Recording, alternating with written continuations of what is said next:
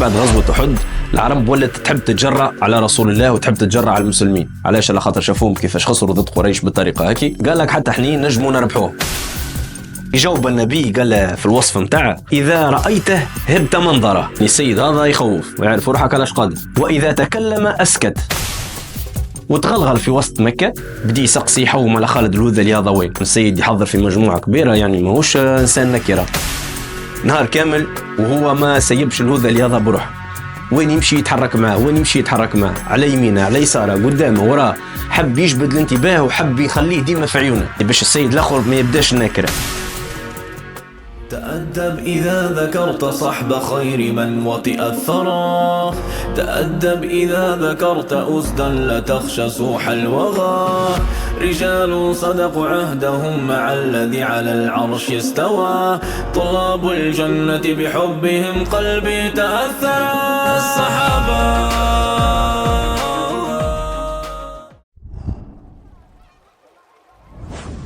السلام عليكم ناس كل، صحة شربتكم، تقبل الله صيامكم، إن شاء الله تكونوا بالف خير. أول حاجة نحب نعتذر من متابعينا الأعزاء على خاطر ما نجمناش نوفروكم حلقة كل ليلة. فكرة البرنامج جتنا أول نهار في رمضان، اجتهدنا وعملنا ما في وسعنا باش نوفروكم حلقة كل ليلة، لكن مع الأسف ما نجمناش. ما تنسوش زاد اللي قاعدين نحضروا في التراك متاع جواب اللي باش يهبط أواخر رمضان إن شاء الله.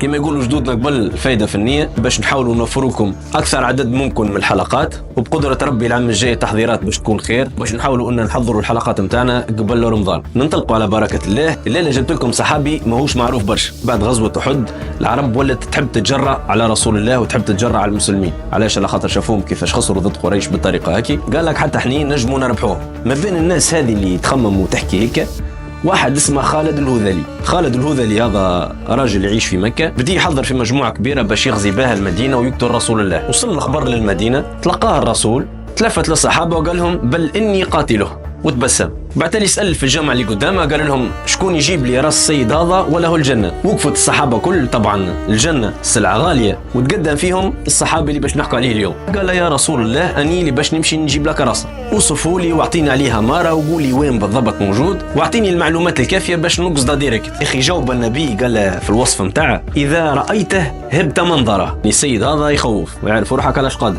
وإذا تكلم أسكت. معناها الراجل اللي قصد هذا راهو متكلماني وعنده في الشعر، يعرف روحك علاش قادم. قال له: به. حضر السلاح متاعه وهز الفرس وقصد ضرب.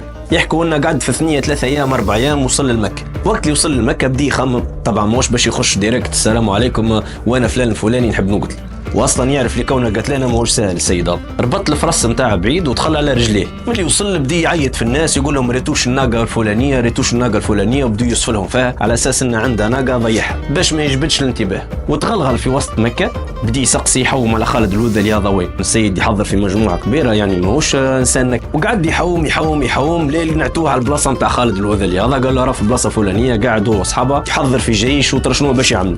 وصل لخالد الهذلي عمل نفس الشيء، دخل وسط الرجال وبدي يسأل: شفتوش ناقة شفتوش ناقة؟ وبدي يوصف فيها ناقة كبيرة وفيها خيط ترى شنو وكذا، وبدي يوصف لهم في الأوصاف نتاعها على أساس أنها موجودة. وجي خالد الهذلي هذا: أنت هو خالد؟ قال: أني هو خالد. قال له: راني أعرابي من بلاد بعيدة متعدي من قدام مكة، ضيعت الناقة متاعي، واني نحوم على الناقة هذه في وسط مكة، سمعت لي كونك قاعد تلمد باش تقتل محمد، واني قال مغلغل عليه الرجل هذا ونحب نقتله حتى اني، ما تحرمنيش منها الفرصة هذه وخليني نمشي معكم. طبعا الآخر ماهوش طفل صغير يرضى في سبعة، ما نجمش يدخل للمجموعة وهو ما يعرفاش، لكن على كل ما رفضاش. نهار كامل وهو ما سيبش الهذلي هذا بروح. وين يمشي يتحرك معاه، وين يمشي يتحرك معاه، على يمينه على يساره قدامه وراه. حب يجبد الانتباه وحب يخليه ديما في عيونه باش السيد الاخر ما يبداش ناكره. وقت مغرب كل واحد باش يشد الخيمه نتاعه، جي الخالد الهذلي هذا قال: سمعت بيك تعمل في الشعر وحتى اني راني شاعر، واش قولك الليله نسهروا مع بعضنا؟ ناضل خالد الهذلي قال: تغزل في الشعر ولا تردد فيه؟ قال: راني نغزل ونردد. قال: سمعني. عطاها بيات شعريه. ناضل الهذلي هذا رجع ليه ببيات شعريه. الصحابي متاعنا رجع حتى هو ببيات شعريه، وولت الحكايه تقول فريستايل تاع راب. يا خالد الهذلي عرف لي السيد هذا متمكن، قال له: ما لا تعرف كيفاش، انت هو صاحبي والسهريه عندي الليله في الخيمه، مشي معاه للخيمه وبنكوا قعدوا يجبدوا في اطراف الحديث، هكا يعطيها بيات شعريه هكا بيات شعريه، وقعدوا يتسامروا ليله كامله. يحكي الصحابي ان بدي يلاحظ على خالد الهذلي هذا عيونه بدوا يطيحوا باش يرقد، كمل قعد يحكي معاه ويعطي فيه في الشعر لين الاخر رقد. قال ما ارتحت كما بديت نسمع فيه يشخر، وقتها تاكدت لي كونه رقد في نوم عميق. يجبد السيف متاعه ويقرب له تك ونحي له راسه ويخرج ديريكت يرجع للمدينه. شد الطريق متاعه في الليل، يمشي ويرتاح لين وصل للمدينه.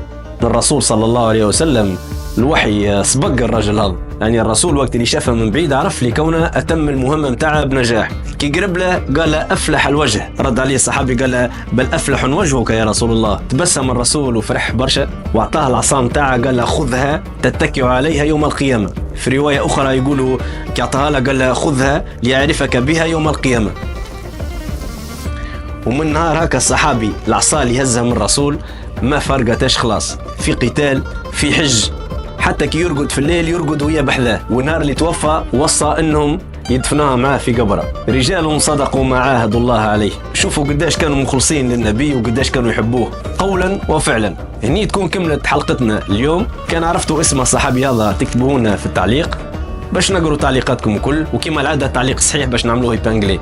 ما رضاء الله الا برضاء الوالدين. والسلام عليكم ورحمه الله وبركاته.